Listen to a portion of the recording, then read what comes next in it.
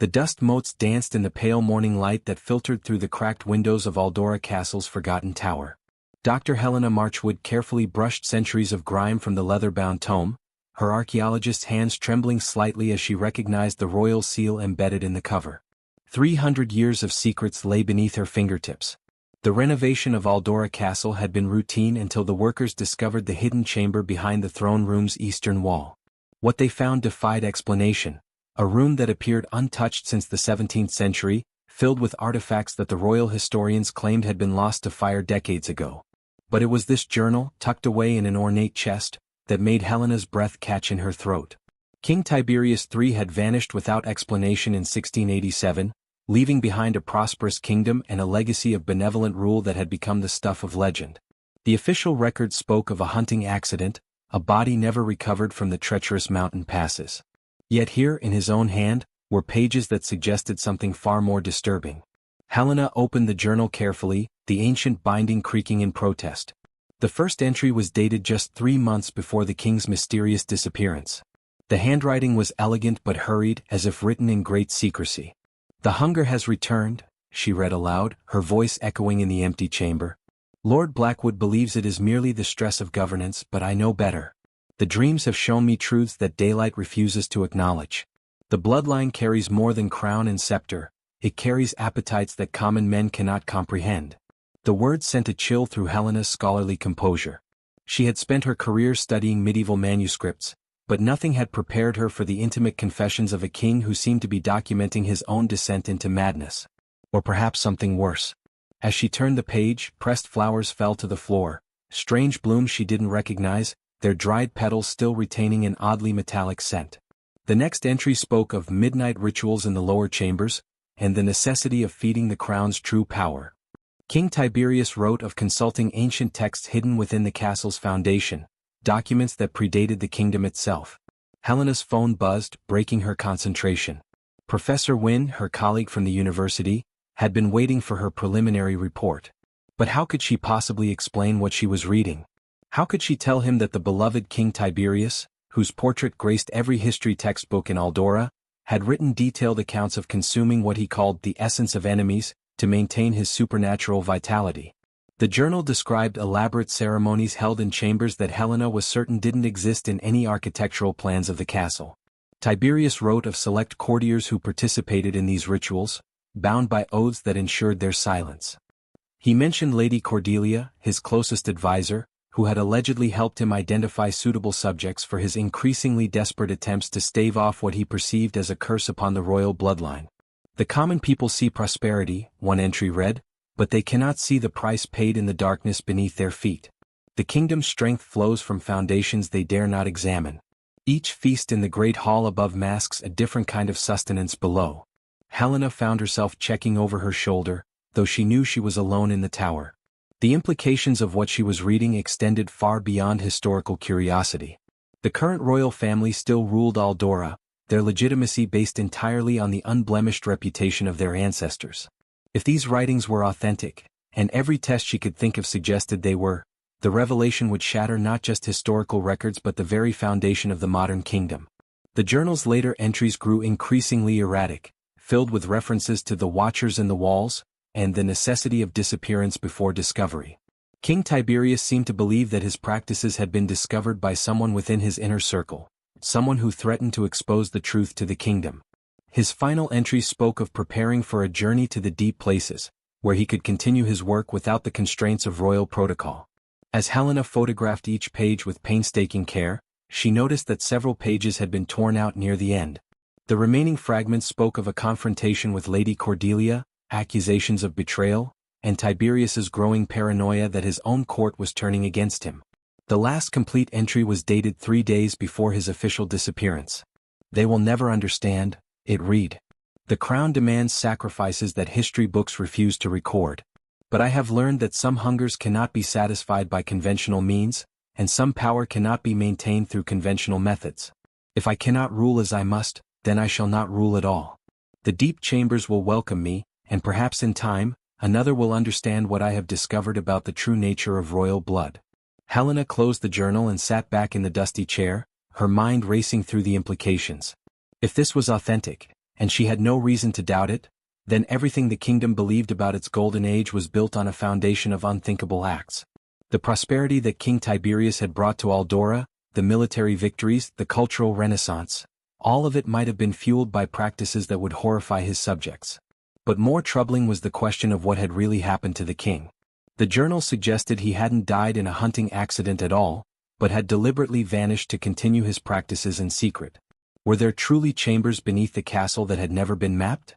And if so, what might archaeologists find if they looked deeper?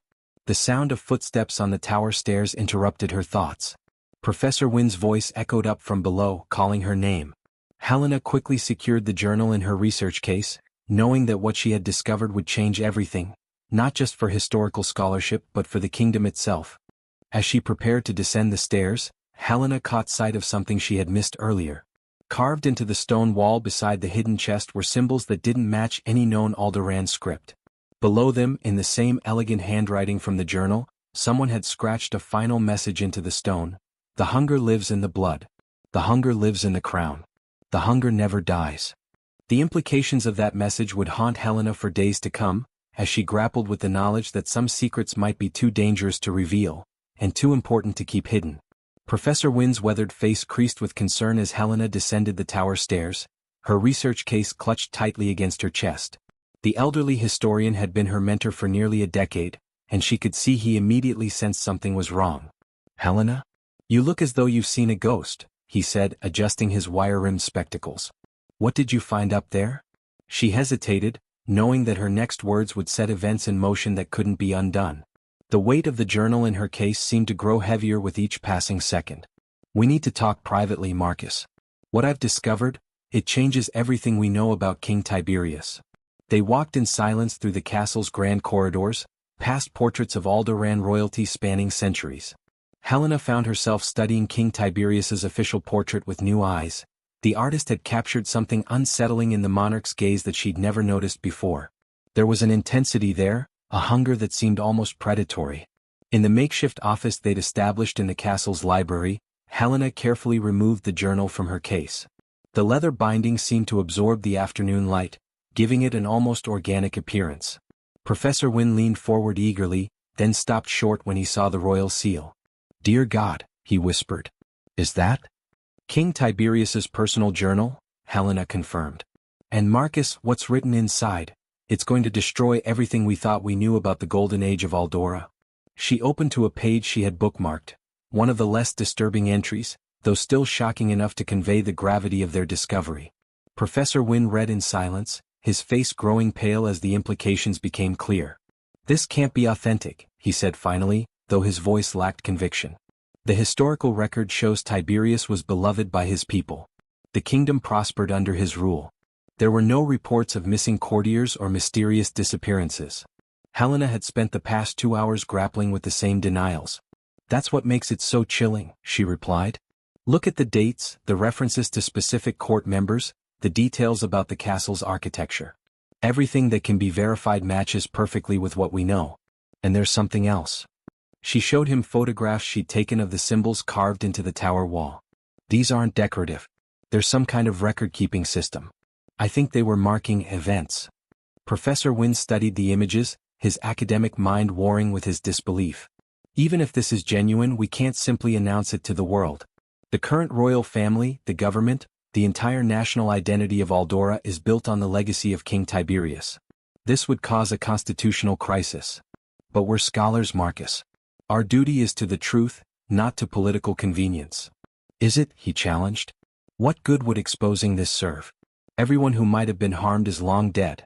But the chaos this would create would harm very real, very living people." Helena had been wrestling with the same ethical dilemma. She thought of Queen Isabella, the current monarch, whose reign had brought unprecedented prosperity to modern Aldora. The queen was beloved by her people, a beacon of progressive leadership in an increasingly turbulent world. This revelation would destroy not just her legitimacy, but potentially the entire constitutional monarchy. "There's more," Helena said reluctantly. She flipped to the journal's final entries, the ones that spoke of disappearing into the deep places. "I don't think King Tiberius died in that hunting accident. I think he's still down there, somewhere in the castle's foundation." The absurdity of her own words struck her as she spoke them, But Professor Wynne didn't laugh. Instead, he grew even more thoughtful. The castle records do mention sealed chambers in the lower levels. Sections that were walled off during renovations in the 18th century, officially for structural reasons. What if they weren't sealed for structural reasons? Helena asked. What if someone found evidence of what Tiberius was doing and decided the only solution was to bury it forever? They sat in silence, the weight of centuries pressing down upon them. Outside, tourists wandered the castle grounds, taking photos and buying souvenirs celebrating Aldora's glorious royal heritage. None of them could imagine that beneath their feet might lie secrets that would shatter their understanding of their nation's history. We need more evidence, Professor Wynne said finally. One journal, no matter how compelling, isn't enough to overturn 3 centuries of accepted history. We need to find these chambers Tiberius wrote about. Helena nodded, though part of her hoped they would find nothing. The scholar in her craved the truth, but the human in her feared what that truth might cost. The journal mentions Lady Cordelia frequently. If she was involved in whatever happened to Tiberius, there might be records of her fate as well. Lady Cordelia Blackthorne, Professor Wynne mused. I remember her from the historical records. She disappeared around the same time as the king, though it was attributed to plague. Her family's estate was seized by the crown shortly after. Seized or silenced? The question hung between them like an accusation. Professor Wynne closed the journal carefully, as if it were a dangerous artifact that might explode if handled roughly. In a sense, Helena thought that's exactly what it was. Before we do anything else, he said, we need to understand what we're truly dealing with. I have contacts in the Royal Archives, people who might be able to access records that aren't available to the general public. But Helena, if we proceed with this investigation, there's no going back. Are you prepared for the consequences? Helena looked out the library window at the peaceful countryside beyond the castle walls. Somewhere out there, Queen Isabella was probably reviewing state papers, unaware that her entire lineage was about to be called into question. The responsibility felt overwhelming. I keep thinking about something, she said. In the journal, Tiberius writes about the hunger in the blood and the hunger in the crown. What if whatever drove him to those acts wasn't just personal madness? What if there's something about the royal line itself that we don't understand? Professor Wynne frowned. You're suggesting some kind of hereditary condition? A genetic predisposition toward, what? Violence? Cannibalism? That's venturing into very dangerous territory, Helena. I'm not suggesting anything yet, she replied. But we can't ignore the possibility that this goes deeper than one king's personal demons. The journal suggests Tiberius believed his actions were necessary to maintain the crown's power. What if he was continuing a tradition rather than starting one? The implications were staggering. If the golden age of Aldora had been built on systematic atrocities, if the royal bloodline carried some dark compulsion that manifested in positions of absolute power, then the current monarchy wasn't just built on a lie, it was potentially dangerous. We need to search the royal genealogical records, Professor Wynne said, his voice grim. Look for patterns of disappearances, unexplained deaths, mysterious illnesses among court members throughout Aldoran history. If this is more than just Tiberius, there will be signs. Helena felt a chill that had nothing to do with the castle's ancient stones.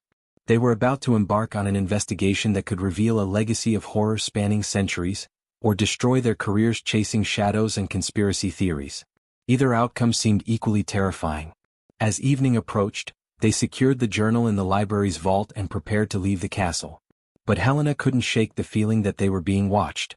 Several times she caught glimpses of movement in her peripheral vision, shadows that seemed to move independently of their sources. Marcus, she said as they walked toward the parking area, what if we're not the first people to discover this journal? What if others have found evidence of the truth over the centuries? Then where are they? He asked, though his tone suggested he already suspected the answer. Helena didn't reply, but as they drove away from Aldora Castle, she found herself checking the rearview mirror obsessively. The journal's final message echoed in her mind, the hunger never dies. If that was true, then perhaps neither did those who served it. The investigation that would consume the next several months of their lives had begun, though neither of them yet understood how deep the rabbit hole would go, or how many lives would be affected by the truths they were about to uncover. The Royal Archives of Aldora occupied an entire wing of the National Library, its climate-controlled vaults housing 8 centuries of carefully preserved documents. Dr. Margaret Ashford, the chief archivist, had been Professor Wynne's student 30 years ago, and her loyalty to her former mentor was about to be tested in ways she couldn't imagine. Marcus, you know I trust your judgment, but what you're asking for? Margaret's voice trailed off as she glanced around the restricted reading room. Even here, surrounded by the most sensitive historical documents in the kingdom, she seemed nervous about their conversation. Professor Wynne leaned forward conspiratorially. Margaret, we've discovered something that could fundamentally alter our understanding of Aldoran history. But we need access to the sealed genealogical records, the ones that track not just births and deaths but the circumstances surrounding them. Helena watched the exchange carefully. Margaret Ashford was a woman in her 50s with silver hair and intelligent eyes behind tortoiseshell glasses. She carried herself with the authority of someone who had spent decades protecting the kingdom's most precious secrets. But there was something else in her expression, a wariness that suggested she might already know more than she was letting on. The sealed records require authorization from the royal household, Margaret said slowly. And even then, certain sections are restricted to the monarch herself. What exactly are you looking for? Helena decided to take a risk. Patterns of disappearances among court members during the 17th century, particularly around the time of King Tiberius's reign. Margaret's face went pale. She was quiet for so long that Helena began to worry they had overplayed their hand. Finally, the archivist spoke in barely more than a whisper. You found something, didn't you? In the castle renovation. The statement hung in the air like an accusation. Professor Wynne and Helena exchanged glances, unsure how much to reveal. Margaret seemed to interpret their silence as confirmation. I've been chief archivist for 15 years, Margaret continued, and in that time, 3 different researchers have come to me asking similar questions. Each time, their research was mysteriously discontinued. Their funding was pulled, their access revoked, their findings sealed under national security provisions. Helena felt a chill run down her spine. What happened to those researchers? One moved to Australia and now teaches high school history. Another became a museum curator in Sweden. The third. Margaret paused, clearly struggling with the memory. Dr. James Rothwell was found dead in his apartment 6 months after his research was terminated. The official cause was a heart attack, but James was only 42 and in perfect health. The implications were staggering.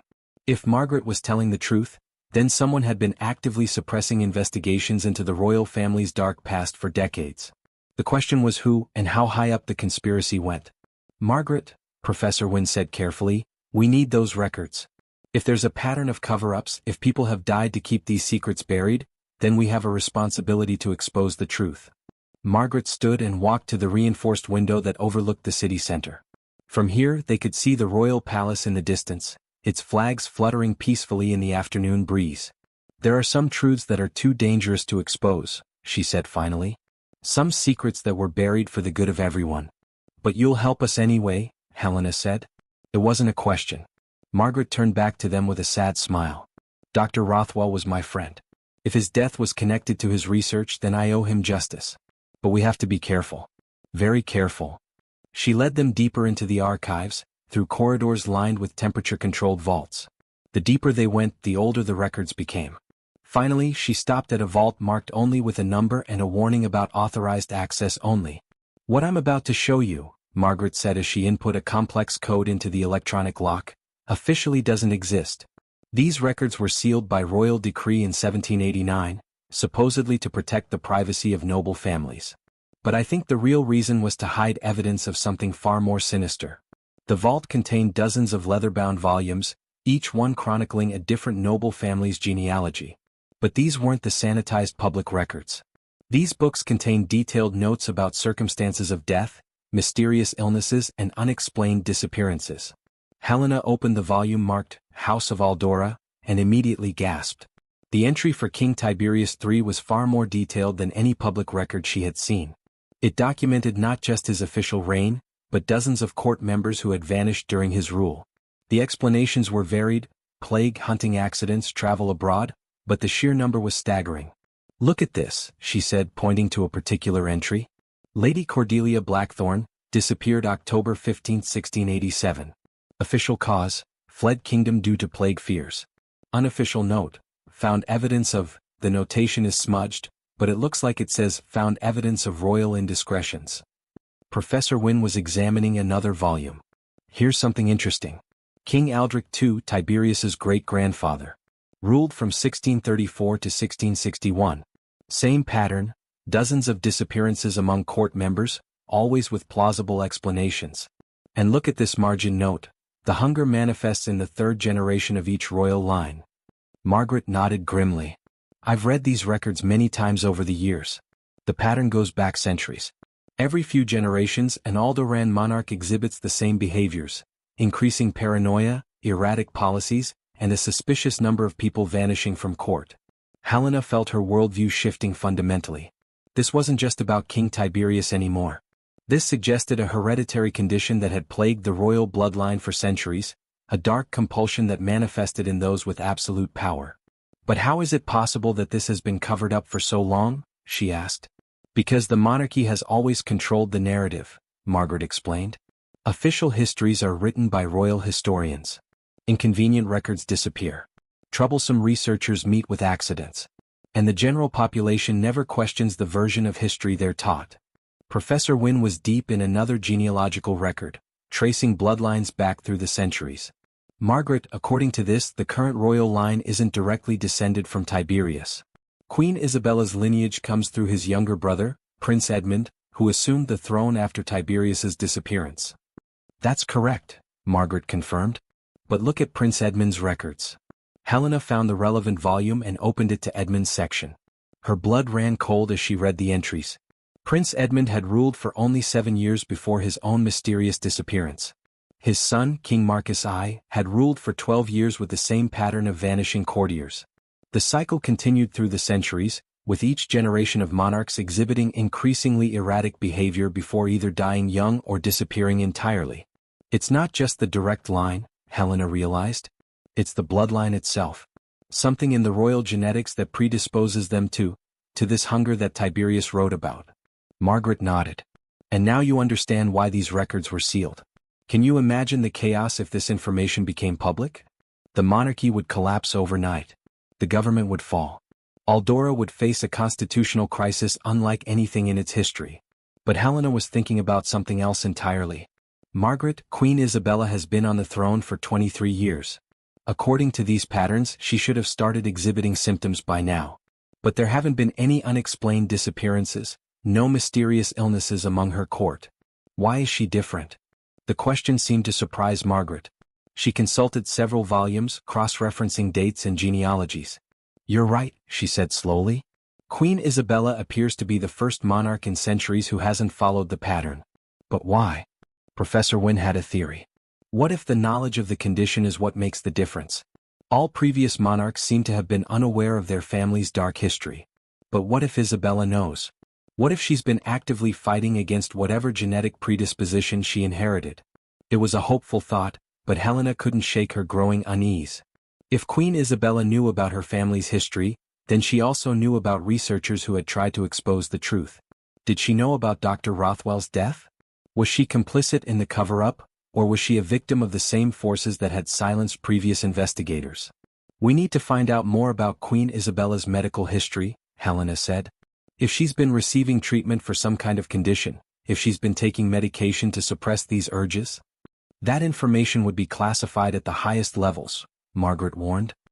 Accessing the monarch's medical records would be treason. But Helena was already formulating a plan. The journal they had discovered wasn't just a historical curiosity, it was evidence of a genetic condition that might still be affecting the current royal family. If Queen Isabella was struggling with the same urges that had driven her ancestors to commit atrocities, then the public had a right to know. The question was how to prove it without ending up like Dr. Rothwell.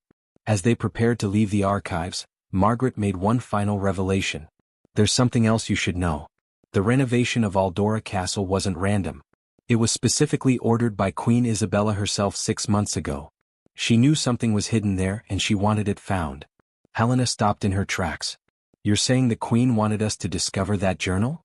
I'm saying that Queen Isabella is not as ignorant of her family's history as she pretends to be. The question is, what does she plan to do with the truth once it's fully revealed? As they walked back through the archives toward the exit, Helena realized their investigation had just taken a dramatically different turn. They weren't just uncovering historical secrets. They might be pawns in a much larger game, one being played by the very person whose legitimacy they were questioning. The journal's final message echoed in her mind, the hunger never dies. But perhaps, Helena thought with growing dread, it had simply learned to be more patient. Would you like me to continue with Chapter 4? The summons came at dawn, delivered by a courier in the unmistakable livery of the royal household. Helena stared at the elegant script on the cream-colored paper, her coffee growing cold as she read the message for the third time. Dr. Marchwood, Her Majesty Queen Isabella requests your presence at Pemberton Palace at 2 p.m. today to discuss your recent archaeological discoveries. Please bring any relevant materials from your research. A car will be provided. Her hands trembled as she reached for her phone to call Professor Wynne. The message was polite, even respectful, but the underlying command was unmistakable.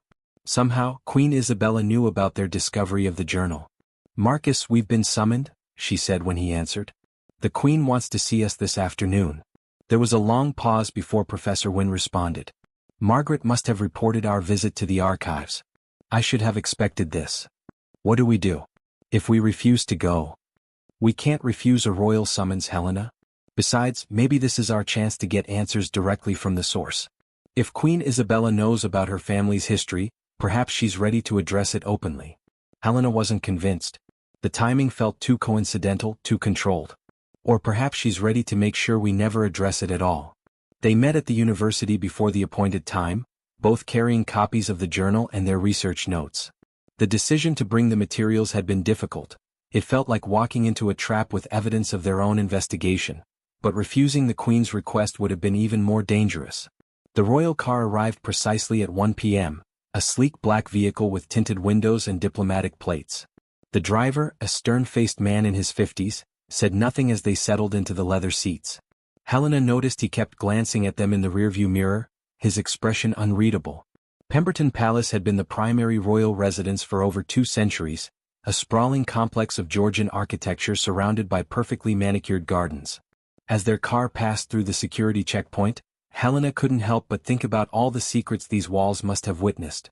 How many previous researchers had made this same journey, only to disappear into the palace's elegant corridors? They were met at the main entrance by a woman in her 30s with auburn hair and intelligent green eyes. She introduced herself as Lady Catherine Westbrook, the Queen's private secretary, and led them through a maze of opulent hallways lined with portraits of previous monarchs. Helena found herself studying each painted face, wondering which of these royal ancestors had shared King Tiberius's dark appetites. "Her Majesty is waiting in the blue drawing room," Lady Catherine explained as they walked. "She's very interested in your archaeological work at Aldora Castle. I understand you've made some rather remarkable discoveries." The comment seemed innocent enough, but Helena detected an undercurrent of warning in the woman's tone. They were walking into a carefully orchestrated encounter, and she had the uncomfortable feeling that Queen Isabella held all the advantages. The blue drawing room was an intimate space by palace standards, with floor-to-ceiling windows overlooking the gardens and furnishings that managed to be both priceless and welcoming. Queen Isabella sat in a high-backed chair near the fireplace, and Helena was struck by how different she looked from her official portraits. In person, the Queen appeared older than her 58 years, with premature silver threading through her dark hair and fine lines around her eyes that spoke of constant stress. But it was her eyes themselves that Helena found most unsettling. They held an intensity that reminded her uncomfortably of King Tiberius's portrait in Aldora Castle. "Dr. Marchwood, Professor Wynne," the Queen said, rising to greet them. Her voice was warm and cultured, but Helena detected a subtle tension beneath the polished surface. "Thank you for coming. Please sit. Lady Catherine, perhaps you could arrange for tea?" As they settled into ornate chairs facing the Queen, Helena felt the weight of history pressing down upon her. Here she sat, in the presence of a monarch whose bloodline might carry a genetic predisposition toward cannibalism and murder, about to discuss evidence that could destroy the monarchy itself. "I understand you've discovered something rather significant in the castle renovation," Queen Isabella began, her gaze fixed intently on Helena's research case. "Something that sheds new light on King Tiberius's reign." Professor Wynne cleared his throat nervously. "Your Majesty, we've uncovered documents that suggest the historical record regarding King Tiberius may be incomplete." "Incomplete?" The Queen's smile was enigmatic. "What a diplomatic way to phrase it, Professor. But I think we can speak more plainly here. You found evidence that Tiberius was a cannibal who murdered members of his own court." The blunt statement hung in the air like a challenge. Helena exchanged glances with Professor Wynne, unsure how to respond. Queen Isabella's directness was unexpected and deeply unsettling. "Your Majesty," Helena said carefully, We've discovered what appears to be King Tiberius's personal journal. The contents are disturbing. But we wanted to verify the authenticity before drawing any conclusions. Oh, it's authentic, the Queen said with certainty. Just as the similar journals hidden throughout the royal archives are authentic. Just as the sealed records documenting centuries of disappearances and mysterious deaths are authentic. Professor Wynne leaned forward, his scholarly excitement overcoming his caution. You know about the pattern? The genetic component. Queen Isabella's laugh was bitter. Professor, I've known about my family's curse since I was 16 years old. My father told me on my birthday as his father had told him and his father before him. It's a tradition, you see, passing down the knowledge of what we are, what we're capable of becoming. Helena felt her worldview shifting once again. If you've known all along, then why? Why haven't I succumbed to the family madness? The Queen finished. Why haven't courtiers started disappearing? Why have I managed to rule for over 2 decades without feeding the hunger that destroyed my ancestors? She stood and walked to the window, gazing out at the peaceful gardens. Because I made a choice, Dr. Marchwood. When I was crowned, I swore an oath, not just to my people but to myself. I would be the monarch who broke the cycle. How? Professor Wynne asked. Queen Isabella turned back to them, and Helena saw something haunting in her expression. Medical intervention. Psychological therapy. Constant monitoring of my own thoughts and impulses. And when necessary, medication that suppresses the neural pathways associated with predatory behavior. The revelation was staggering. The beloved Queen Isabella, admired worldwide for her progressive leadership and humanitarian efforts, had spent her entire reign fighting against her own genetics to avoid becoming a monster. But that's not why I asked you here, the Queen continued. You see, I'm dying. The words hit Helena like a physical blow. Queen Isabella looked perfectly healthy, vibrant even, despite the stress lines around her eyes. A rare form of brain cancer, the Queen explained. Ironic, isn't it? The treatments that have kept the family curse at bay have apparently triggered a different kind of cellular mutation. I have perhaps 6 months left. Helena struggled to process the implications.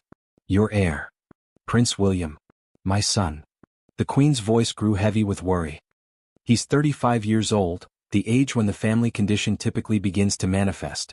And unlike me, he doesn't know about our family's history. I've spent his entire life protecting him from that knowledge, hoping that ignorance might somehow shield him from the curse. But now you're dying, Professor Wynne said quietly, and he'll need to know. Yes. Which brings me to why you're here. Queen Isabella returned to her chair, her royal composure firmly back in place. I need your research, your documentation, your evidence. When I tell William about his inheritance, he'll need proof that the threat is real. And more importantly, the medical and psychological communities will need comprehensive data to develop treatments for him. Helena felt a mixture of relief and apprehension. So you're not trying to suppress our investigation? Quite the opposite. I'm asking you to expand it. I want you to access every sealed record, every hidden document, every piece of evidence that has been buried over the centuries. I want a complete picture of how this condition manifests, how it can be controlled, and how it might eventually be cured. The Queen reached into a drawer and withdrew an official document bearing the royal seal. This authorization will give you unlimited access to all royal archives and records, including medical files that have never been seen by civilian researchers. Money is no object. Time, unfortunately, is. Professor Wynne accepted the document with trembling hands. Your Majesty, this is extraordinary. But what about the risks? If this information becomes public, then the monarchy will adapt or it will fall, Queen Isabella said firmly. But I won't leave my son to face this alone as I was forced to do.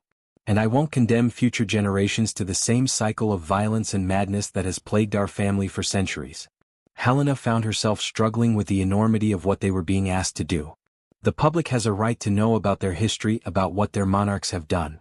And they will know eventually, the Queen agreed. But first we need solutions. We need to prove that the royal bloodline can be trusted to rule without the constant threat of reverting to cannibalistic madness. Can you do that, Dr. Marchwood? Helena looked at the journal in her research case, then at the authorization document in Professor Wynne's hands. They were being offered unprecedented access to centuries of hidden history, the chance to unlock one of the greatest secrets in royal genealogy. But they were also being asked to become complicit in a cover-up, at least temporarily. We'll need complete autonomy in our research, she said finally. No interference, no censorship, no pressure to reach predetermined conclusions. Agreed. And when we're finished, when we have the complete picture, the decision of what to do with the information will be ours to make. Queen Isabella's smile was sad but genuine. Dr. Marchwood, when I'm dead and Prince William is dealing with urges he doesn't understand, I suspect you'll find that the decision makes itself. As they prepared to leave the palace, Helena realized they had crossed a threshold from which there was no return. They were no longer just academic researchers uncovering historical secrets. They were now part of the royal family's desperate attempt to break a cycle of violence that had persisted for centuries. The question was whether their research would save the monarchy or finally provide the evidence needed to destroy it forever. The Royal Medical Archives occupied a subterranean complex beneath St. Bartholomew's Hospital, accessible only through a series of security checkpoints that rivaled those of a military installation. Dr. Sarah Chin, the chief medical archivist, had been expecting them, but her expression suggested she was far from comfortable with their unprecedented access. "I've been instructed to provide you with complete cooperation," Dr. Chin said as she led them through sterile corridors lined with climate-controlled storage units. "But I want you to understand that what you're about to see has been classified for good reason. Some of these medical records document conditions that modern science still can't fully explain." Helena and Professor Wynne followed her deeper into the complex, past laboratories where technicians worked with samples that looked centuries old.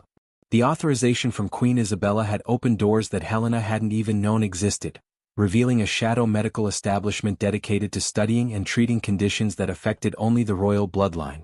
"How long has this facility existed?" Professor Wynne asked. "In various forms since 1823, Dr. Chin replied. "It was established after King George IV. Difficulties became apparent to his physicians.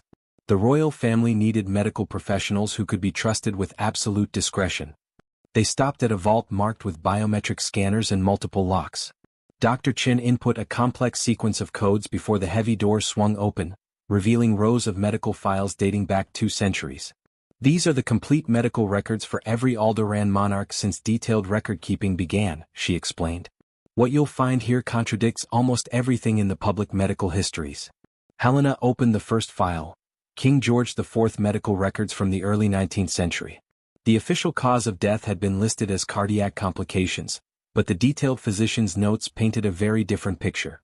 The king had exhibited increasing aggression and what the doctors described as unnatural appetites in his final years. More disturbing were the accounts of servants who had disappeared from the royal household, their fates officially attributed to various accidents and illnesses. "Look at this," she said, pointing to a particular entry. The court physician prescribed what he called calming tinctures made from rare herbs. But the chemical analysis done decades later identifies these as early forms of what we now know as antipsychotic medications. Professor Wynne was examining records from the mid-19th century. "Here's something interesting. King Albert III, who ruled from 1867 to 1889. His physicians documented what they called periodic episodes of violent hunger that occurred roughly every 6 to 8 weeks. They treated him with a combination of sedatives and dietary restrictions that seemed to have been somewhat effective." Dr. Chin nodded grimly. King Albert was the first monarch whose physicians understood they were dealing with a recurring medical condition rather than simple madness. His reign was also the first in centuries with no documented disappearances among court members. Helena felt a surge of hope. "So treatment has been possible for over a century?" "Treatment, yes. Cure, no." Dr. Chin led them to a more recent section of files. "Each generation seems to require more aggressive intervention. The condition appears to be strengthening rather than weakening over time." The modern medical files were far more detailed, filled with brain scans, genetic analyses, and psychiatric evaluations. Queen Isabella's file was particularly thick, documenting decades of experimental treatments and preventive therapies. "My God," Professor Wynne whispered as he read through the Queen's psychiatric evaluations. "She's been fighting intrusive thoughts about cannibalism since she was 19 years old. The medication protocols alone." Helena studied the brain scans included in the file. Even to her untrained eye, certain regions of Queen Isabella's brain showed unusual activity patterns. "What am I looking at here?" Dr. Chin pointed to highlighted areas on the scans. "Hyperactivity in the amygdala and hypothalamus, coupled with reduced activity in the prefrontal cortex. It's a pattern we see in certain types of predatory behavior, but the intensity in royal family members is unlike anything documented in the general population." "It's genetic?" Helena asked. "Absolutely. We've traced the specific gene mutations responsible back 6 generations.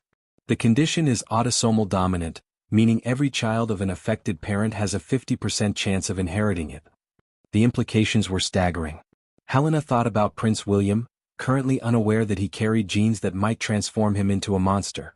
What about the current heir? Dr. Chen's expression grew troubled. Prince William tested positive for the genetic markers when he was 16. The Queen ordered that he not be informed of the results. Professor Wen looked up from the files he was reading. Has he shown any symptoms? Not yet, but he's approaching the typical age of onset. The condition usually manifests between 35 and 40 in male heirs. Female members of the royal family seem to be less severely affected, though they can still carry and transmit the genes. Helena was studying a genealogical chart that traced the condition through the royal bloodline. According to this, not every monarch has been affected. King Edmund II, King Robert the Wise, Queen Catherine the Just. None of them show signs of the condition. Correct, Dr. Chen confirmed. The penetrance is variable. Some individuals carry the genes but never develop symptoms. Others, like King Tiberius, seem to have been severely affected from an early age. What determines the difference? Professor Wen asked. We're still trying to understand that. Environmental factors seem to play a role: stress, isolation, absolute power. There may also be secondary genetic factors that influence expression of the primary mutations. Helena was beginning to see the full scope of the challenge facing the royal family. So Prince William might never develop symptoms, or he might become as dangerous as his ancestors. There's no way to predict which. Not with current technology, no. But that's changing rapidly. Within the next 5 to 10 years, we should be able to develop predictive models that can assess individual risk with much greater accuracy. Dr. Chen led them to another section of the archives, this one containing more recent research data. Queen Isabella has funded extensive research into gene therapy and targeted treatments. Some of the work being done here is decades ahead of anything in the public medical sphere. Helena examined the research protocols, her excitement growing despite the grim subject matter. You're developing treatments that could actually eliminate the genetic predisposition? Theoretically, yes. CRISPR gene editing, targeted viral vectors, even experimental neural implants that could suppress the problematic brain activity. But all of these approaches are still in early testing phases. Professor Wen was reading through financial records related to the research. The Queen has invested millions in this work. This isn't just about protecting her son, she's trying to eliminate the condition from the royal bloodline permanently. That's been her primary goal since taking the throne, Dr. Chen confirmed. She's viewed herself as a transitional monarch, someone whose job was to bridge the gap between the dark past and a future where the royal family could rule without the constant threat of genetic madness. Helena felt a growing respect for Queen Isabella's courage. For over 2 decades, she had lived with the knowledge that she carried genes that could turn her into a cannibal, while simultaneously funding research that might eliminate those genes from future generations. What about other royal families? She asked. Surely the Aldora line isn't the only one with genetic issues? Dr. Chen smiled wryly. You'd be surprised how many European royal families have their own carefully guarded medical secrets. Hemophilia was just the tip of the iceberg. But the Aldora condition appears to be unique in its severity and specific manifestations. As they prepared to leave the medical archives, Helena realized they now had access to information that could revolutionize understanding of genetic predisposition to violence. But they also had evidence that could destroy public trust in hereditary monarchy entirely. Dr. Chen, she said, if this research proves successful, if the genetic condition can be eliminated or reliably controlled, would that justify keeping the historical atrocities secret? The question clearly troubled the medical archivist. That's not for me to decide. But I will say this. The research being conducted here could benefit far more people than just the royal family. Understanding genetic predisposition to violence could help prevent atrocities throughout society, not just in palaces. As they returned to the surface, Helena found herself grappling with increasingly complex ethical questions. The evidence they were gathering could condemn centuries of monarchs as genetically predisposed monsters, but it could also pave the way for treatments that might prevent future violence. The journal that had started their investigation seemed almost quaint compared to the high-tech medical conspiracy they had uncovered. King Tiberius's cannibalistic urges weren't the product of personal evil or political corruption. They were the result of genetic mutations that had been passed down through generations, creating a royal bloodline that was literally bred for predatory behavior. The question now was what to do with this knowledge. and whether Queen Isabella's desperate gamble to break the cycle would succeed before her son inherited both the crown and the curse that came with it. Prince William's private study in Kensington Palace was a sanctuary of leather-bound books, antique maps, and personal photographs that revealed a man torn between public duty and private passion. Helena and Professor Wynne sat across from the heir to the throne, watching as he processed the revelation that would change his life forever. "You're telling me," Prince William said slowly, his voice carefully controlled, "that my mother has been secretly medicating herself for over 20 years to prevent herself from becoming a cannibal?" Helena had dreaded this moment since Queen Isabella had first asked them to expand their research. How do you tell someone that their entire bloodline carries the genetic blueprint for monstrous behavior? How do you explain that the crown they're destined to inherit comes with urges that could transform them into a predator? "Your Highness," Professor Wynne said gently, "the condition is manageable with proper treatment and monitoring. Your mother has proven that it's possible to live a normal, productive life despite the genetic predisposition." Prince William stood and walked to the window overlooking the palace gardens. At 35, he possessed the same intensity of gaze that Helena had noticed in his mother, but there was something else, a restlessness that she now recognized as potentially ominous. "The dreams," he said suddenly, his back still turned to them. "I've been having dreams for months now. Vivid, disturbing dreams about hunting. About the taste of—" He stopped, unable or unwilling to continue. Helena exchanged a worried glance with Professor Wynne. According to the medical files they had studied, intrusive dreams were often the first symptom of the condition's onset. "When did these dreams begin?" she asked. 6 months ago. Around the time Mother ordered the renovation of Aldora Castle." Prince William turned back to them, his expression troubled. "She knew, didn't she? She knew I was beginning to manifest symptoms, and she wanted your research to provide answers." The pieces were falling into place. Queen Isabella hadn't just wanted them to document the family's dark history, she had needed them to create a comprehensive medical and historical record that could guide her son's treatment. "Your Highness," Helena said carefully, "we have access to cutting-edge treatments that weren't available to previous generations. The condition doesn't have to define your reign." "Doesn't it?" Prince William's laugh was bitter. "How can I rule a nation knowing that my own genetics might turn me into a monster? How can I stand before Parliament, before the people, knowing what I might become?" Professor Wynne leaned forward in his chair. "Because knowledge is power, Your Highness. Your ancestors had no understanding of what was happening to them. They couldn't fight what they didn't comprehend. You have advantages they never possessed." Prince William moved to his desk and opened a locked drawer, withdrawing a leather journal that looked remarkably similar to the one they had discovered in Aldora Castle. Helena's blood ran cold as she recognized the implications. "I've been keeping my own record," the prince said, setting the journal on the coffee table between them. "Dreams, thoughts, urges that I don't understand. I started writing after the dreams began, thinking it might help me process whatever was happening to me." Helena opened the journal with trembling hands. The entries were dated over the past 6 months, documenting a gradual progression of increasingly disturbing thoughts and impulses. The handwriting was elegant and controlled, but the content was deeply troubling. "I dream of the hunt," she read aloud from a recent entry.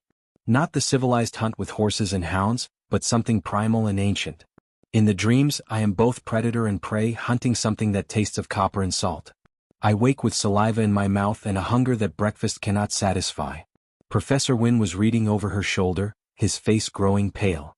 "Your Highness, have you discussed these symptoms with any medical professionals?" "How can I? If word got out that the heir to the throne was experiencing homicidal fantasies, it would destroy the monarchy. Mother's illness has been carefully concealed, but she's running out of time. She's dying, and soon I'll have to choose between accepting treatment that acknowledges my genetic defects or ascending to the throne with no protection against whatever I might become." Helena closed the journal and looked directly at the prince. "There is a third option. The medical research your mother has funded is on the verge of breakthroughs that could eliminate the genetic predisposition entirely." "Gene therapy?" Prince William asked. "Among other approaches. Dr. Chin showed us protocols for targeted genetic modification that could remove the problematic mutations from your DNA. You could be the first royal in centuries to rule without any risk of developing the condition." Hope flickered in the prince's eyes, but it was quickly tempered by skepticism. "And what are the risks of such treatment?" Professor Wynne consulted his notes. "Still being evaluated. The procedures are experimental and there could be unforeseen consequences. But the alternative? The alternative is that I become like King Tiberius," Prince William finished. A monster who feeds on his own subjects. Helena had been studying the prince's journal entries, looking for patterns that might help predict the progression of his symptoms. Your Highness, according to these entries, the urges seem to be triggered by stress and situations where you feel powerless. Have you noticed any other correlating factors? Prince William considered the question. Crowds, oddly enough. When I'm at public events, surrounded by people who look at me with trust and admiration, that's when the thoughts are strongest. It's as if their vulnerability triggers something predatory in my mind. The admission was chilling. Public appearances were a fundamental part of royal duty. If crowds triggered the prince's symptoms, his ability to rule effectively was already compromised. There are medications that can suppress those responses, Helena said. Anti-anxiety treatments, mood stabilizers, even experimental compounds that target the specific neural pathways involved in predatory behavior. And what kind of life would that be? Prince William asked. Ruling from behind a chemical barrier, never knowing if my genuine thoughts and emotions are my own or simply the absence of medication? It was a profound question, one that got to the heart of identity and free will. Helena realized they weren't just dealing with a medical condition, they were confronting fundamental questions about what it meant to be human, to have agency, to rule with authentic authority. Your mother has wrestled with the same questions for decades, Professor Wynne pointed out. And she's been widely regarded as one of the most effective monarchs in Aldoran history. Because she's been fighting her own nature every day, Prince William replied. But what happens when the fight becomes too exhausting? What happens when the medication stops working, or when the stress of ruling becomes too great? Helena thought about the research they had uncovered, the centuries of royal atrocities that had been carefully hidden from public view. Your Highness, there's something else you should know. The condition doesn't just affect impulse control, it seems to enhance certain cognitive abilities as well. Pattern recognition, strategic thinking, the ability to read and manipulate others. Many of history's most effective rulers may have been successful precisely because of their genetic predisposition toward predatory behavior. Prince William stared at her, the implications sinking in. You're suggesting that the very traits that make my family dangerous also make us effective leaders? It's possible. The same neural pathways that create predatory urges also enhance tactical intelligence and social dominance. The question is whether it's possible to retain the beneficial aspects while suppressing the harmful ones. The room fell silent as Prince William grappled with the revelation that his genetic curse might also be his greatest asset. Helena watched him process the information, seeing him weigh the possibilities against the risks. If I undergo the gene therapy, he said finally, if I eliminate the genetic predisposition entirely, what guarantee do I have that I'll still be capable of effective leadership? It was a question none of them could answer with certainty. The research was too new, the implications too complex. They were asking Prince William to gamble not just with his own identity, but with the future of the monarchy itself. Your Highness, Helena said, whatever you decide, you won't be making the choice alone. Our research has identified patterns and treatments that can support you regardless of which path you choose. But the decision itself, that has to be yours. Prince William nodded slowly, understanding the weight of responsibility that rested on his shoulders. In the coming months, he would have to choose between accepting his genetic heritage with all its dangers, or fundamentally altering his DNA with all the unknown consequences that might entail. Either way, he would be making history, as either the first monarch to openly acknowledge and treat the royal family's genetic predisposition to violence, or as the first to voluntarily alter his genetic makeup to better serve his people. The journal that had started their investigation had revealed the dark secrets of the past. Now they were helping to write the first chapter of what might be a very different future. The Pemberton Institute for Genetic Research occupied a nondescript building in Cambridge, its bland exterior concealing some of the most advanced medical research facilities in Europe. Dr. Elizabeth Hartwell, the institute's director, had been expecting their visit, but her nervous energy suggested she was uncomfortable with the attention their investigation was bringing to her work. What we're doing here, Dr. Hartwell explained as she led them through security-controlled corridors, represents the cutting edge of genetic modification technology. But it also raises ethical questions that keep me awake at night. Helena and Professor Wynne followed her past laboratories where researchers worked with equipment that looked more like science fiction than medical science. Through reinforced windows, they could see technicians manipulating DNA sequences on massive computer displays while robotic systems performed precision genetic modifications on cellular samples. How long have you been working on treatments for the royal condition? Helena asked. 15 years, Dr. Hartwell replied. Queen Isabella approached us when the technology was still largely theoretical. She wanted us to develop solutions for a genetic condition that she couldn't publicly acknowledge existed. They entered a conference room where Dr. Hartwell had prepared a presentation detailing their research progress. The slides showed complex genetic maps, brain scans, and molecular structures that represented years of painstaking work. The royal genetic condition is actually a combination of 3 separate mutations, she explained, pointing to highlighted sections of a DNA sequence. The first affects serotonin production in the brain, leading to reduced impulse control. The second impacts the amygdala's response to stress, creating hyperaggressive reactions. The third, and most problematic, affects the hypothalamus in ways that create what can only be described as predatory hunger responses. Professor Wynn studied the genetic maps with fascination. And all 3 mutations must be present for the full condition to manifest? Correct.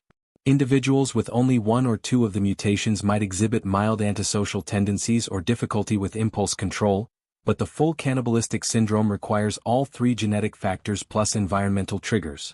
Helena felt a chill as she processed the implications. Environmental triggers?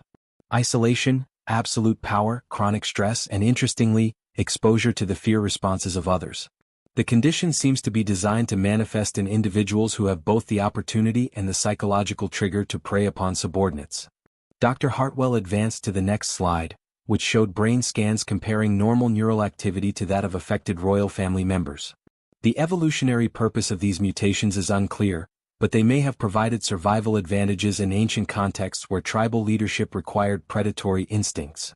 You're suggesting this condition evolved naturally? Professor Wynn asked. It's possible. Natural selection might have favored individuals with enhanced predatory capabilities in leadership positions.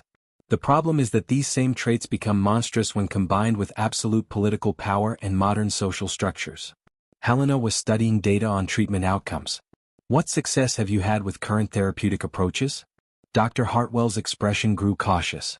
Queen Isabella has been our primary test subject for over 2 decades. The pharmaceutical interventions have been largely successful. She's experienced no significant episodes of predatory behavior since beginning treatment. But the medication regimen is complex and requires constant monitoring. What about the side effects? Helena asked, remembering the Queen's premature aging and health problems. Significant, Dr. Hartwell admitted. The drugs that suppress the predatory neural pathways also impact other brain functions. Chronic fatigue, reduced emotional range, increased susceptibility to certain types of cancer. The Queen has essentially been trading her long-term health for short-term behavioral control. Professor Wynn leaned forward in his chair. And the gene therapy approaches? More promising but also more dangerous. Dr. Hartwell advanced to slides showing experimental procedures. We've developed techniques that can target and modify the specific genetic mutations responsible for the condition. In laboratory settings, we've successfully eliminated the problematic genes from cellular samples. Helena felt a surge of hope. So the condition could be cured permanently? Theoretically, yes. But human trials are enormously risky. Genetic modification at this level could have unforeseen consequences. Personality changes, cognitive impairment, immune system complications. We could cure the predatory urges but accidentally create other serious medical conditions. Dr. Hartwell showed them video footage of their most recent experiments.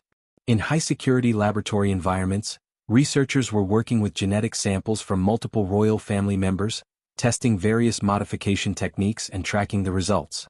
Prince William has volunteered to be our first human test subject, she revealed. But I've been reluctant to proceed without more extensive testing. What are your specific concerns? Professor Wynn asked. The royal genetic mutations aren't isolated, they're integrated into a complex network of genes that affect everything from intelligence to physical coordination. Modifying the predatory genes might inadvertently impact other capabilities that are essential for effective leadership. Helena was beginning to understand the full scope of the dilemma facing the royal family. You're saying that the same genes that create the potential for monstrous behavior might also be responsible for the intelligence and charisma that make effective rulers? Exactly. Our analysis suggests that many of history's most successful monarchs possessed some version of these genetic mutations. The condition might be simultaneously a curse and a gift. Dr. Hartwell led them to another laboratory where she showed them tissue samples from previous monarchs, preserved using advanced techniques that allowed for genetic analysis centuries after death. We've been able to trace the evolution of the condition through multiple generations. The mutations appear to be becoming more pronounced over time. Meaning what, exactly? Helena asked. Meaning that future generations of royals are likely to be more severely affected than their predecessors. Prince William's children, if he has any, would face an even higher risk of developing extreme symptoms. The implications were staggering. If left untreated, the royal genetic condition would continue to intensify with each generation, potentially producing rulers whose predatory instincts would be impossible to control or conceal. What would happen if Prince William underwent the gene therapy and it was successful? Professor Wynne asked. He would be genetically normal, Dr. Hartwell replied. No predatory urges, no risk of cannibalistic behavior, no danger to his subjects. But he would also be the first royal in centuries whose leadership capabilities weren't enhanced by predatory genetics. Helena realized they were facing a choice that would fundamentally alter the nature of monarchy itself. And if the therapy failed? Best-case scenario, he remains as he is now, manageable with medication but at constant risk of episodes. Worst-case scenario, the genetic modification could trigger unexpected mutations that make his condition far worse than anything we've seen in previous generations. Dr. Hartwell showed them one final set of data, projections for what would happen if no intervention occurred. The models suggested that Prince William would likely experience his first serious episode within the next 2 years, and that subsequent episodes would become increasingly frequent and severe. Without treatment, he would follow the same pattern as his ancestors, she said grimly. Initial success as a ruler, followed by escalating violence, paranoia, and ultimately either death or mysterious disappearance when the situation became unsustainable. Helena thought about the journal they had discovered, about King Tiberius's descent into madness and violence. Was Prince William destined to follow the same path, or could modern science finally break the cycle that had plagued the royal bloodline for centuries? When does he need to make a decision? She asked. Soon, Dr. Hartwell replied. Queen Isabella's health is deteriorating rapidly, and Prince William's symptoms are becoming more pronounced. If we're going to attempt the gene therapy, it needs to happen before he ascends to the throne and the stress of ruling accelerates the condition's progression. As they prepared to leave the institute, Helena realized they had moved far beyond historical research into the realm of determining the future of an entire nation. The journal that had started their investigation had revealed the dark secrets of the past, but now they were helping to write a very different kind of history. One where science might finally triumph over the genetic demons that had haunted the royal bloodline for generations. The question was whether Prince William would have the courage to risk everything on an experimental treatment, or whether fear of the unknown consequences would lead him to accept the certainty of becoming a monster. Either way, the decision would reshape not just the monarchy but the very definition of what it meant to be royal. The ground-penetrating radar had detected the anomaly 3 levels beneath Aldora Castle's foundation, in areas that supposedly hadn't been excavated since the medieval period. Helena stood in the newly opened tunnel, her headlamp cutting through centuries of accumulated darkness, as workers carefully removed the last of the stone blocks that had sealed the passage. Whatever's down here, Professor Wynne said, his voice echoing in the confined space, someone went to extraordinary lengths to hide it. The excavation had been Prince William's idea. As his symptoms intensified and the decision about gene therapy loomed, he had become obsessed with understanding the full extent of his family's dark legacy. If there were still secrets buried beneath the castle, he wanted them exposed before he made irreversible choices about his own future. Helena squeezed through the narrow opening and found herself in a vaulted chamber that predated the castle itself. Her breath caught as her light illuminated carved stone walls covered in symbols that matched those from King Tiberius's hidden journal. But it was what lay in the center of the chamber that made her blood run cold. Marcus, she called, her voice tight with shock, you need to see this. Professor Wynne joined her in the chamber, followed by Dr. Sarah Chin and a team of forensic specialists that Prince William had quietly assembled. The scene before them looked like something from a nightmare preserved in stone. An ornate stone altar dominated the center of the chamber, its surface stained with dark residue that forensic analysis would later confirm as human blood. Around the altar, carved into the floor, was an intricate pattern of channels designed to collect and direct fluid to gutters that led to deeper chambers beyond their current reach. This is it, Helena whispered. This is where King Tiberius performed his rituals. Dr. Chen was photographing everything, her medical training helping her process the horrific scene with professional detachment. The construction suggests this chamber was used regularly over an extended period. The wear patterns on the altar, the sophisticated drainage system, This wasn't the site of isolated incidents. Helena explored the periphery of the chamber, where her light revealed alcoves containing what appeared to be preparation areas. Stone tables, carved channels for drainage, and most disturbing of all, racks of what could only be described as butchering tools. There are more chambers beyond this one, Professor Wynne announced from a partially collapsed doorway at the far end of the room. The tunnel extends deeper into the foundation. They spent the next several hours mapping the underground complex, discovering a network of chambers that revealed the true scope of the royal family's hidden activities. Storage rooms contained the remains of what might once have been victims. Workshop areas showed evidence of systematic processing activities. Living quarters suggested that this underground facility had been permanently staffed. In what appeared to be a library or record-keeping chamber, Helena made perhaps the most significant discovery of their entire investigation. Shelves carved into the stone walls held dozens of journals, ledgers, and manuscripts that documented centuries of royal cannibalistic practices.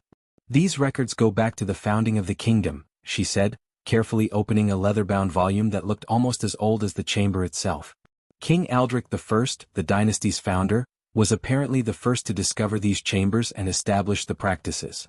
Professor Wynne was examining another set of records. According to this, the cannibalistic rituals weren't just random violence. They were part of a systematic belief system. The royal family believed that consuming the flesh of their enemies and subjects would transfer their strength and vitality to the crown. Dr. Chin had been conducting preliminary forensic analysis of the altar and surrounding areas. The evidence suggests these chambers were actively used well into the 18th century, possibly even the early 19th century. This wasn't just King Tiberius. This was a family tradition that continued for generations after his disappearance. Helena felt sick as the full implications became clear. How many people died down here? How many victims were brought to these chambers over the centuries? One of the ledgers provided a partial answer. Written in multiple hands over several centuries, it documented thousands of individuals who had been brought to the underground chambers. Names, dates, and horrifyingly clinical descriptions of what had been done to them. The early entries are sparse, Professor Wynne noted, but by King Tiberius's time, they were keeping detailed records.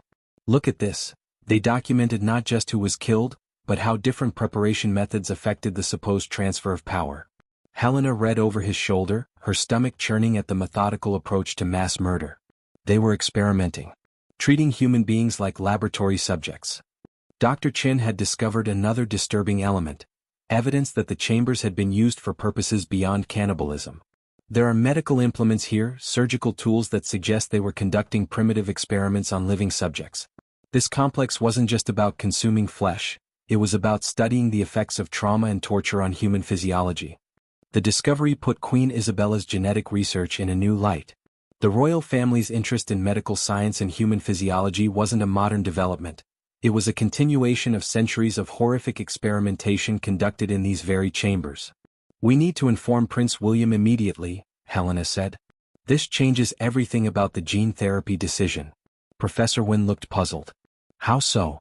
Don't you see? The genetic condition isn't just a medical anomaly, it's the result of centuries of selective breeding and deliberate cultivation. The royal family didn't just inherit predatory instincts.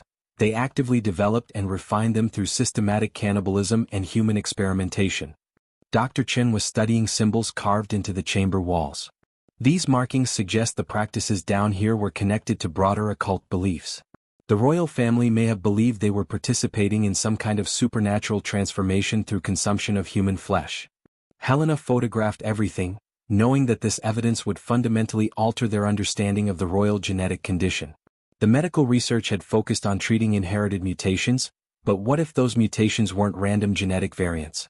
What if they were the result of centuries of deliberate attempts to enhance predatory capabilities through cannibalistic practices? If that's true, Professor Wynne said, following her line of reasoning, then the gene therapy might not be enough. The condition might be more deeply embedded in the royal bloodline than anyone realized. They spent the remainder of the day cataloging their discoveries, each new piece of evidence painting a more horrifying picture of the royal family's true history. By the time they emerged from the underground chambers, Helena felt fundamentally changed by what she had witnessed. The journal that had started their investigation had hinted at individual madness and isolated atrocities. But the underground complex revealed something far worse, a systematic program of cannibalism, torture, and human experimentation that had been central to royal power for centuries. As they prepared to brief Prince William on their discoveries, Helena realized they were no longer just dealing with a genetic medical condition. They were confronting a legacy of deliberate evil that had been refined and perfected over generations. The question now was whether modern science could address something that went so much deeper than simple genetic predisposition. The underground chambers had preserved the physical evidence of centuries of royal atrocities. But they had also raised new questions about whether the current royal family could ever truly escape the darkness that had defined their bloodline for so long. Prince William's decision about gene therapy had suddenly become far more complex. He wasn't just choosing whether to modify his genetics. He was choosing whether to break a cycle of deliberate evil that had been the foundation of royal power since the kingdom's founding. 6 months later, Helena stood before the packed auditorium at Cambridge University, facing an audience that included journalists, historians, government officials, and members of the public who had no idea their world was about to be fundamentally altered. Behind her, a screen displayed the first slide of what would become known as the Aldora revelation, the most comprehensive exposure of royal secrets in modern history. Prince William sat in the front row, his appearance subtly changed by the experimental gene therapy he had undergone. The treatment had been successful beyond Dr. Chen's most optimistic projections, eliminating the genetic markers associated with cannibalistic behavior while preserving the cognitive enhancements that had characterized effective Aldoran rulers. But the real test would come in the months ahead, as he navigated the political chaos that was about to engulf the kingdom. "Ladies and gentlemen," Helena began, her voice steady despite the magnitude of what she was about to reveal, "what I'm going to share with you today will challenge everything you believe about the history of the Aldoran monarchy. It will force you to confront uncomfortable truths about power, genetics, and the price of royal authority." She clicked to the next slide, showing the photograph of King Tiberius's journal that had started their investigation 8 months earlier. This document, discovered during renovations at Aldora Castle, contains the personal confessions of a monarch who practiced cannibalism as a means of maintaining power. But as our research progressed, we discovered that King Tiberius was not an aberration.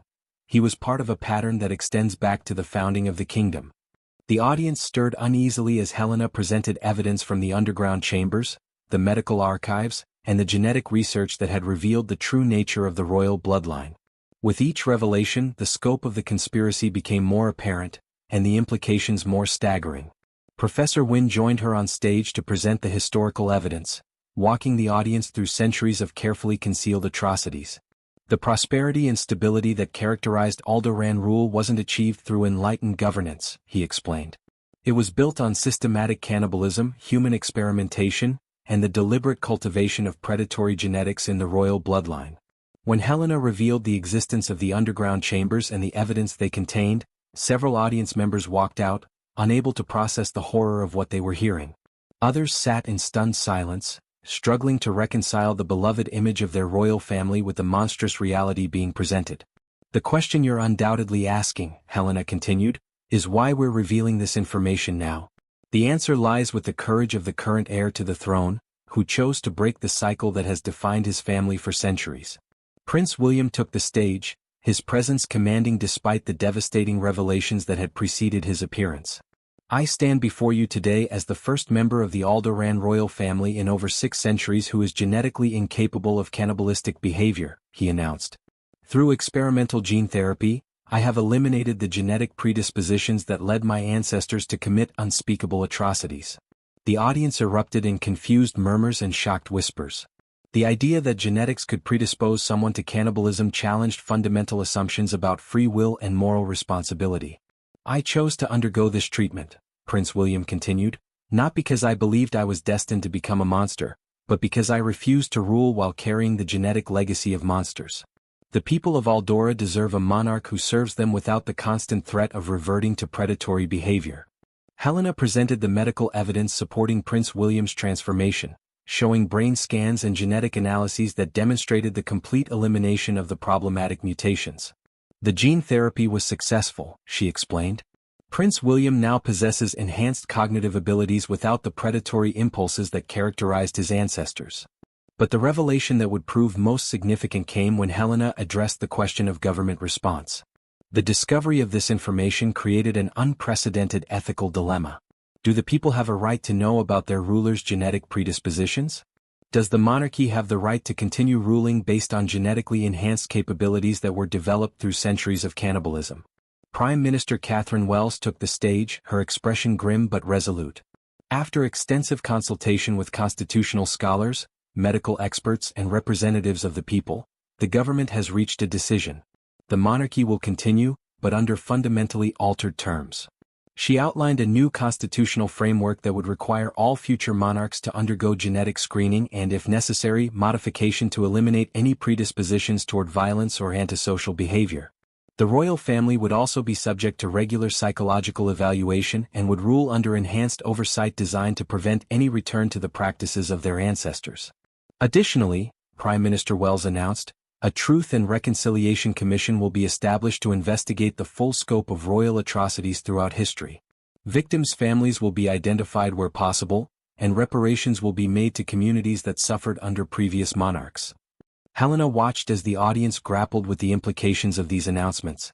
The monarchy would survive, but it would be forever changed, transformed from an institution based on inherited authority to one based on genetic modification and democratic oversight. Queen Isabella, in one of her final public appearances before her death from cancer 2 weeks later, addressed the nation via video link from her hospital bed. "I have spent my entire reign fighting against the genetic demons that plagued my bloodline," she said, her voice weak but clear.